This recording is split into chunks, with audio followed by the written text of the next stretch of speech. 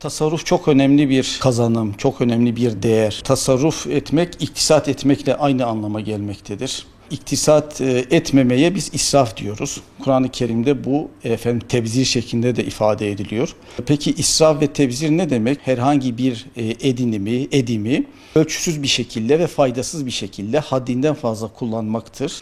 İsraf kelimesi sadece mal bağlamında geçmemektedir. Yani orada mesela aşırı günah edenler de onlar nefislerine karşı zulmetmişlerdir, israf etmişlerdir, aşırıya kaçmışlardır ifadesi var. Buradan şu çıkarımı yapmak mümkündür. Öyleyse israf sadece malda gerçekleşen bir durum değildir.